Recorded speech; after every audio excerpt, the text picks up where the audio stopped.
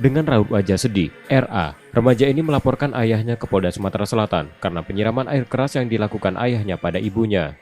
Dalam laporannya ia mengungkapkan penyiraman air keras itu dilakukan ayah sambungnya Jumat pekan kemarin. Belum diketahui motif penyiraman, namun menurut pelapor terlapor sering mengancam korban saat terlibat cekcok.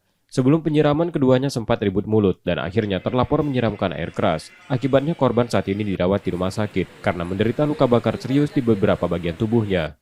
Peristiwa ini juga ramai di media sosial setelah foto kondisi korban di rumah sakit dibagikan pelapor. Ini untuk masalah rumah tangga ya. Rumah tangga. Tapi sesadis itu memang. Atau gara ribut memang kayak itu. Kita baru kali lah kan memang dia tidak baru dari mama kan atau hancur kan baru tahu sekarang lah dari mama. Ya, hancur. Iya. Yang mama kan biasa mungkin tidak tahu kan yang hancur kan. Disiram menggunakan air keras. Iya cukup lah. Apa baik yang disiramnya? Kain, tangan, sama kaki. Cak mana kondisi sekarang? Kondisi sekarang itu enggak kan bau bakar itu kan kita hitam gitu. Dirawat di Rumah sakit mama tuh saya. Laporan korban saat ini tengah diproses dan ditangani di Treskrimum Polda Sumatera Selatan.